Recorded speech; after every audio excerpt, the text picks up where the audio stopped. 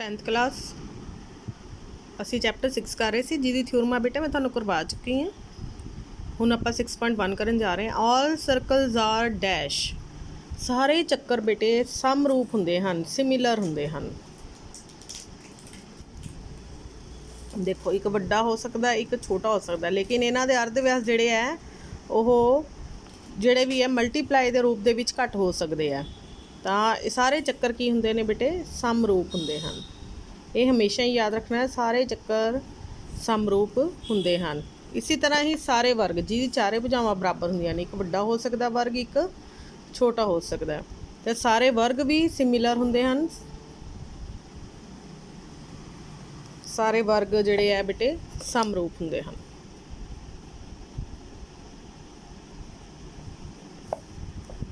ਇਸ ਤਰ੍ਹਾਂ ਆਲ dash triangles R similar, ਕਿਹੜੀ ਸਾਰੀ ਤ੍ਰਿਭੁਜਾਂ ਸਿਮਿਲਰ ਹੁੰਦੀਆਂ ਨੇ? ਜਿਹੜੀ ਸਾਰੀ ਤ੍ਰਿਭੁਜਾਂ ਸਿਮਿਲਰ ਹੁੰਦੀਆਂ ਨੇ ਉਹ ਹੁੰਦੀ ਹੈ ਇਕੁਇਲੇਟਰਲ, ਜਿਹਦੀ ਸਾਰੀ ਭੁਜਾਵਾਂ ਬਰਾਬਰ ਹੁੰਦੀਆਂ ਨੇ।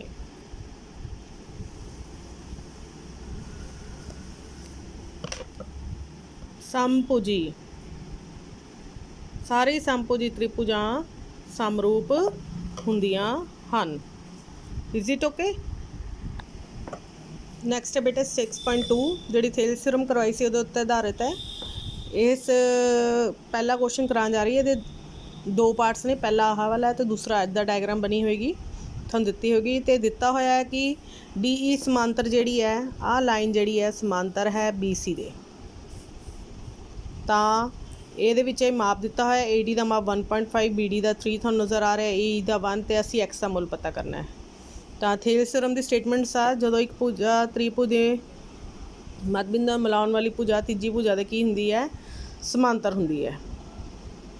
ਮੱਧ ਬਿੰਦੂ ਨਹੀਂ ਹੈ, ਸੌਰੀ, ਤ੍ਰਿਭੁਜ ਦੀ ਦੋ ਭੁਜਾਵਾਂ 'ਤੇ ਜਿਹੜੀ ਦੋ ਬਿੰਦੂ ਹੁੰਦੇ ਆ ਉਹਨਾਂ ਨੂੰ ਮਿਲਾਉਣ ਵਾਲੀ ਰੇਖਾ ਤੀਜੀ ਭੁਜਾ ਦੇ ਕੀ ਹੁੰਦੀ ਹੈ, ਸਮਾਂਤਰ ਹੁੰਦੀ ਹੈ ਅਕੋਰਡਿੰਗ ਟੂ ਥੇਲਸ ਥਿਊਰਮ। ਤਾਂ ਦੇਅਰਫੋਰ AD ਬਟਾ DB ਅਸੀਂ ਇਹੀ ਸਿੱਧ ਕੀਤਾ ਸੀ, AE ਬਟਾ EC। ਥੇਲਸ ਥਿਊਰਮ ਦੀ statement according to Thales theorem AD ਬਟਾ DB ਹੋਏਗਾ ਅਤੇ AE ਬਟਾ EC ਹੋਏਗਾ। AD ਦੀ ਵੈਲਿਊ 1.5 ਹੈ, DB ਦੀ 3 ਹੈ, AE ਦੀ 1 ਦਿੱਤੀ ਹੋਈ ਅਤੇ EC ਦੀ ਥਾਂ 'ਤੇ X ਹੈ। ਅਸੀਂ X ਪਤਾ ਕਰਨਾ ਹੈ। ਤਾਂ ਇਹਨਾਂ ਨੂੰ ਹੱਲ ਕਰਨ ਦਾ ਤਰੀਕਾ ਕ੍ਰਾਸ ਮਲਟੀਪਲਾਈ, ਡੇਢ ਨੂੰ ਆਪਾਂ 1.5 ਨੂੰ X ਨਾਲ ਗੁਣਾ ਕਰ ਦੇਣਾ ਅਤੇ 1 ਨੂੰ 3 ਨਾਲ ਗੁਣਾ ਕਰ ਦੇਣਾ। ਕਿਉਂਕਿ ਅਸੀਂ X ਦਾ ਮੁੱਲ ਪਤਾ ਕਰਨਾ ਹੈ ਤਾਂ X ਨੂੰ ਇਕੱਲੇ ਕਰ ਦੇਣਾ। 1 ਗੁਣਾ 3 ਆਪਣੀ ਥਾਂ 'ਤੇ ਰਹਿ ਰਿਹਾ, 1 ਗੁਣਾ 3 3 ਹੋ ਗਿਆ, ਅਤੇ ਜਿਹੜਾ 1.5 ਆ ਉਹ ਦੂਜੇ ਦੇ ਨੀਚੇ ਪਾਸੇ ਆ ਜਾਂਦਾ ਹੈ। ਇਹਦਾ ਪੁਆਇੰਟ ਹਟਾ ਕੇ ਉੱਪਰ 10 ਆ ਗਿਆ ਅਤੇ ਉੱਪਰ 30/15। 30 ਨੂੰ ਮੈਂ 15 × 2 ਲਿਖ ਲਿਆ, 15 ਨਾਲ 15 ਕੱਟਿਆ ਗਿਆ ਅਤੇ X ਦੀ ਵੈਲਿਊ ਕਿੰਨੀ ਆ ਗਈ ਹੈ ਬੇਟੇ, 2। ਇਸੇ ਤਰ੍ਹਾਂ ਹੀ ਸੇਮ ਤੁਹਾਡਾ ਸੈਕਿੰਡ ਪਾਰਟ ਹੈ, ਇਹਨੂੰ ਤੁਸੀਂ ਆਪਣੇ ਆਪ ਹੱਲ ਕਰਨ ਦੀ ਕੋਸ਼ਿਸ਼ ਕਰੋਗੇ। ਇਹਦੇ ਵਿੱਚ ਵੀ X ਬਟਾ 7.2 = 1.8/5.4 ਕਰ ਲਓਗੇ। ਤਾਂ ਫਿਰ ਬਿਲਕੁਲ ਹੀ ਇਸ ਤਰ੍ਹਾਂ ਕ੍ਰਾਸ ਮਲਟੀਪਲਾਈ ਦੇ ਨਾਲ ਤੁਸੀਂ X ਦੀ ਵੈਲਿਊ ਜਿਹੜੀ ਹੈ ਉਹ ਫਾਈਂਡ ਆਊਟ ਕਰ ਲਓਗੇ। ਜਿਹੜੀ X ਦੇ ਨਾਲ ਮਲਟੀਪਲਾਈ ਦੇ ਵਿੱਚ ਹੋਏਗੀ ਉਹਦੇ ਨਾਲ ਵਾਲੀ ਰਕਮ ਨੂੰ ਦੂਸਰੇ ਦੇ ਥੱਲੇ ਪਾਸੇ ਲੈ ਕੇ ਜਾਣਾ ਹੁੰਦਾ ਹੈ।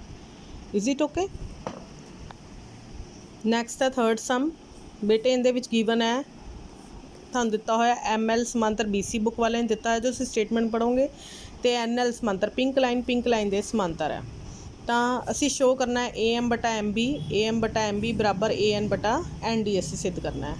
ਤਾਂ ਇਸ ਤਰ੍ਹਾਂ ਆਪਣੇ ਕੋਲ ਦੋ ਟ੍ਰਾਇੰਗਲਾਂ ਨਜ਼ਰ ਆ ਰਹੀਆਂ, ਇੱਕ ਆਹ ਵਾਲੀ ਪੂਰੀ ਟ੍ਰਾਇੰਗਲ ਨਜ਼ਰ ਆ ਰਹੀ ਹੈ ACD। ਇਹਦੇ ਵਿੱਚ ਕੀ ਹੈ, ਦੋ ਪਿੰਕ ਲਾਈਨਾਂ ਤੁਹਾਨੂੰ ਸਮਾਂਤਰ ਨਜ਼ਰ ਆ ਰਹੀਆਂ ਅਤੇ ਇਹਨਾਂ ਦੇ ਉੱਤੇ ਅਸੀਂ ਥੇਲਸ ਥਿਊਰਮ ਲਗਾਵਾਂਗੇ ਜਿਹਦੇ ਵਿੱਚ NL ਸਮਾਂਤਰ DC ਹੈ। ਆਹ ਦੇਖੋ ਵੀ ਦੋ ਪਿੰਕ ਲਾਈਨਾਂ ਸਮਾਂਤਰ ਨੇ, ਤਾਂ AN ਬਟਾ ND = AL ਬਟਾ LC ਥੇਲਸ ਥਿਊਰਮ ਅਨੁਸਾਰ। ਇਸੇ ਤਰ੍ਹਾਂ ਹੀ ਜਿਹੜੀ ਦੂਜੀ ਟ੍ਰਾਇੰਗਲ ਬਚ ਗਈ ਹੈ ਤੁਹਾਡੇ ਕੋਲ ਜਿਹਦਾ ਨਾਮ ABC ਹੈ, ਉਹਦੇ ਵਿੱਚ ਆਹ ਦੋ ਗ੍ਰੀਨ ਲਾਈਨਾਂ ਸਮਾਂਤਰ ਤੁਹਾਨੂੰ ਨਜ਼ਰ ਆ ਰਹੀਆਂ, ਤਾਂ AL ਬਟਾ LC = AM ਬਟਾ MB ਹੋਵੇਗਾ।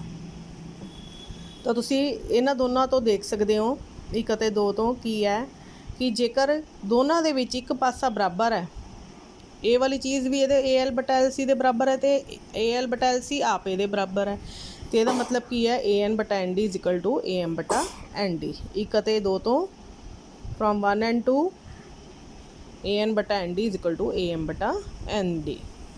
ਅਤੇ ਇਹਨਾਂ ਸਵਾਲ ਦਾ ਵਿੱਚ ਤੁਸੀਂ ਜ਼ਰੂਰ ਇੱਥੇ ਸਾਈਡ 'ਤੇ ਥੇਲਸ ਥਿਊਰਮ ਦੀ ਸਟੇਟਮੈਂਟ ਜਿਹੜੀ ਹੈ ਲਿਖ ਸਕਦੇ ਹੋ। ਥੇਲਸ ਥਿਊਰਮ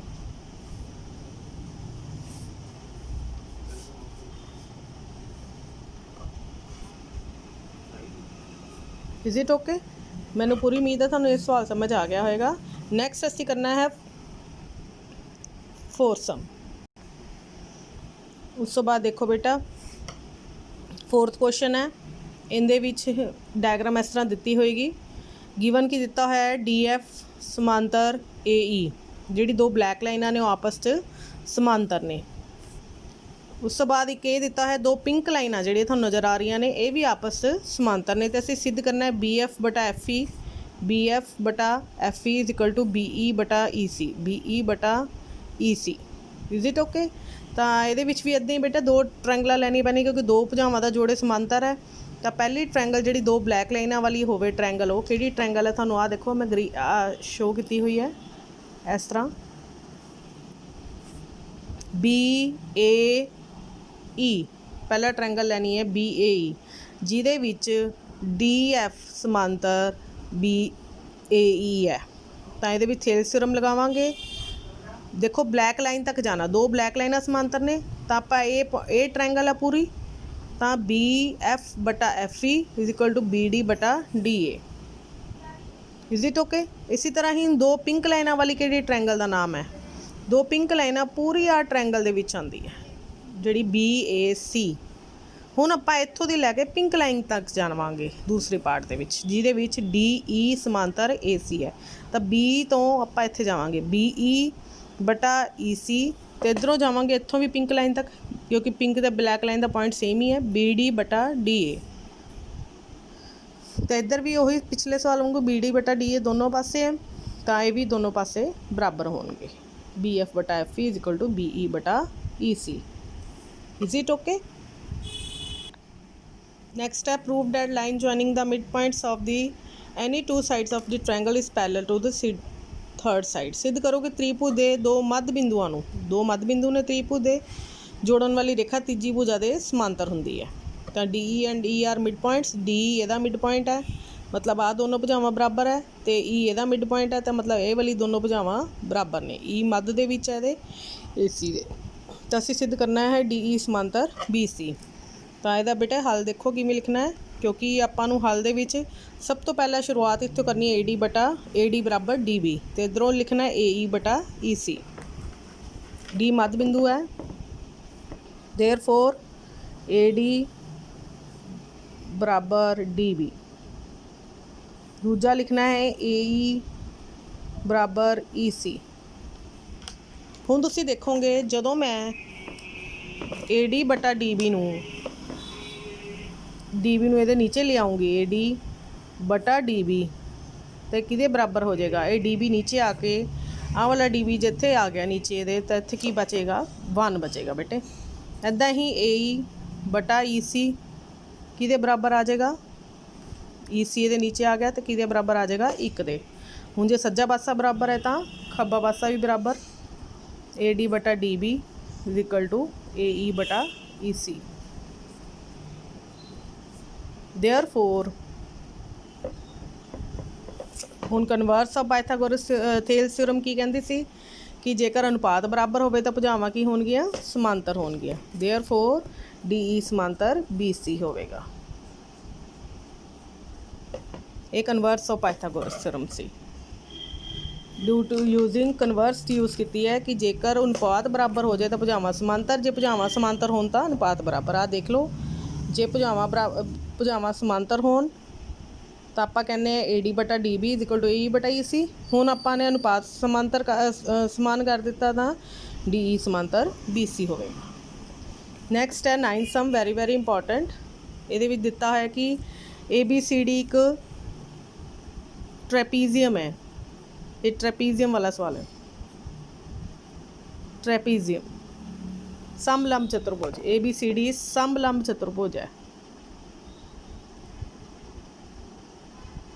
हाँ देखो इत्थे मैं लिखता है A B C D is a trapezium. Trapezium की खास गल की होंदी है कि भुजावां दा दो जोड़े समांतर होंदे, बराबर नहीं समांतर।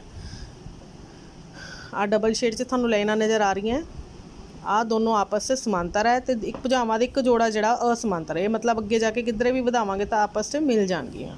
तो असीं सिद्ध करना है ओ ए बटा O C O B is equal to O C बटा ओ डी सिद्ध करना है। तो ਤਾਂ ਲਿਖੋ, ਦੇਖੋ ਅਸੀਂ ਕੀ ਕਰਨਾ, ਇੱਕ ਕੰਸਟਰਕਸ਼ਨ ਕੀਤੀ ਹੈ। ਸਭ ਤੋਂ ਪਹਿਲਾਂ ਸਿੱਧ ਕਰਨ ਲਈ ਅਸੀਂ ਰਚਨਾ ਕੀਤੀ ਹੈ ਕਿ ਅਸੀਂ OE ਇੱਕ ਐਸੀ ਰੇਖਾ ਖਿੱਚੀ ਹੈ ਜਿਹੜੀ AB ਦੇ ਵੀ ਸਮਾਂਤਰ ਹੈ ਤੇ OE DC ਦੇ ਵੀ ਸਮਾਂਤਰ ਹੈ। ਸਭ ਤੋਂ ਪਹਿਲਾਂ ਤੁਸੀਂ ਆਹ ਵਾਲਾ ਹਿੱਸਾ ਦੇਖੋਗੇ, ਮੈਂ ਬਾਕੀ ਪੋਰਸ਼ਨ 'ਤੇ ਉਂਗਲੀ ਰੱਖੀ ਹੈ। ਜਦੋਂ ਅਸੀਂ OE ਦੇ ਸਮਾਂਤਰ AB ਲਵਾਂਗੇ, ਆਹ ਟ੍ਰਾਇੰਗਲ ਦਾ ਨਾਮ ਹੈ DAB, ਤਾਂ OE ਸਮਾਂਤਰ AB ਹੈ, ਪੈਰਲਲ ਹੈ ਜਿਹੜੀ AB ਦੇ ਅਸੀਂ ਕੰਸਟਰਕਸ਼ਨ ਕੀਤੀ ਹੈ।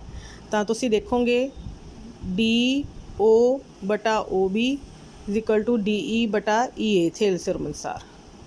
ਤਾਂ ਦੇਖੋ ਆਹ ਵਾਲੀ OB DO/OB OD/OB = AE/ED OD/OB = DE/EA। ਇਸੀ ਤਰ੍ਹਾਂ ਹੀ ਜਦੋਂ ਮੈਂ ਹੁਣ ਤੁਸੀਂ ਆਹ ਵਾਲੇ ਭੁਜਾਵਾਂ ਦਾ ਜੋੜਾ ਸਮਾਂਤਰ ਹੋ ਗਿਆ, ਅਸੀਂ ਇਹਦਾ ਕੰਮ ਹੋ ਗਿਆ ਖ਼ਤਮ। ਨੈਕਸਟ ਅਸੀਂ OE ਸਮਾਂਤਰ CD ਲੈ ਰਹੇ ਹਾਂ, OE ਅਤੇ ਸਮਾਂਤਰ CD। ਫਿਰ ਆਪਾਂ ਇੰਨਾ ਪੋਰਸ਼ਨ ਦੇਖਣਾ ਸਿਰਫ ਟ੍ਰਾਇੰਗਲ ਦਾ। ਜਿਹੜੀ ਟ੍ਰਾਇੰਗਲ ਹੈ ADC, ਤੁਸੀਂ ਸਿਰਫ ADC ਟ੍ਰਾਇੰਗਲ ਦੇਖ ਰਹੇ ਹੋ। ਇਹਦੇ ਵਿੱਚ ਤੁਸੀਂ ਚਾਹੇ ਇੱਧਰੋਂ ਲਗਾਓ ਚਾਹੇ ਇਸ ਤਰ੍ਹਾਂ ਲਗਾਓ, ਥਿਓਰਮ ਹੈ, ਤੁਹਾਡੀ ਮਰਜ਼ੀ ਹੈ। ਤਾਂ ਦੇਖੋ ਮੈਂ ਕੀ ਕਰ ਰਹੀ ਹਾਂ, ਮੈਂ ਇੱਥੋਂ ਲਗਾ ਰਹੀ ਹਾਂ AE/ED। ਤੁਸੀਂ ਇੱਦਾਂ ਵੀ ਲਿਖ ਸਕਦੇ ਹੋ ਅਤੇ ਇਸ ਤਰ੍ਹਾਂ ਵੀ, ਪਰ ਕਿਉਂਕਿ ਇਹ ਲਾਈਨ ਦੋਨੋਂ ਸਮਾਂਤਰ ਹੈ ਤਾਂ ਮੈਂ ਇੱਥੋਂ ਸ਼ੁਰੂ ਕੀਤਾ AE/ED = OA/OC। ਤਾਂ ਦੋਨੋਂ ਚੀਜ਼ਾਂ AE/ED ਦੇ ਬਰਾਬਰ ਆ ਗਿਆ, ਇਹ ਵੀ ਇਹਦੇ ਬਰਾਬਰ, ਇਹ ਵੀ ਇਹਦੇ ਬਰਾਬਰ। ਇਹਦਾ ਮਤਲਬ ਇਹ ਦੋਨੋਂ ਵੀ ਆਪਸ 'ਚ ਬਰਾਬਰ ਹੈ। ਤਾਂ ਤੁਸੀਂ ਇਹਨਾਂ ਦੀ ਪੋਜੀਸ਼ਨ ਇੰਟਰਚੇਂਜ ਕਰ ਸਕਦੇ ਹੋ। ਤਾਂ ਆਪਣੇ ਕੋਲ ਬੁੱਕ ਵਾਲੇ ਨੇ ਜੋ ਸਿੱਧ ਕਰਨ ਨੂੰ ਕਿਹਾ OA/OB = OC/OD, ਇਹਨਾਂ ਦੀ ਪੋਜੀਸ਼ਨ ਇੰਟਰਚੇਂਜ ਕੀਤੀ ਜਾ ਸਕਦੀ ਹੈ। OA ਦੇ ਥੱਲੇ OB ਅਤੇ ਇਹਨਾਂ ਦੀ ਪੋਜੀਸ਼ਨ ਇੰਟਰਚੇਂਜ ਕਰ ਸਕਦੇ। ਇਹ ਬੜਾ ਹੀ ਇੰਪੋਰਟੈਂਟ ਸਵਾਲ ਹੈ, ਦੁਬਾਰਾ ਦੇਖ ਲਓ। ਪਹਿਲਾਂ ਆਪਾਂ ਇਹ ਟ੍ਰਾਇੰਗਲ ਲੈਣੀ ਹੈ, ਤਾਂ ਇਹਦੇ ਵਿੱਚ ਅਸੀਂ ਥੇਲਸਰਮ ਲਗਾਵਾਂਗੇ। ਥੇਲਸਰਮ ਅਨੁਸਾਰ ਤੁਸੀਂ AE/ED = BO/OD। ਦੂਜੀ ਵਾਰ ਅਸੀਂ ਇਹਦੇ ਉੱਤੇ ਥੇਲਸਰਮ ਲਗਾਵਾਂਗੇ, AE/ED = OA/OC। ਦੋਨੋਂ ਪਾਸੇ AE/ED ਆ ਜਾਂਦਾ ਅਤੇ ਆਪਣਾ ਸਵਾਲ ਸਿੱਧ ਹੋ ਜਾਂਦਾ ਹੈ।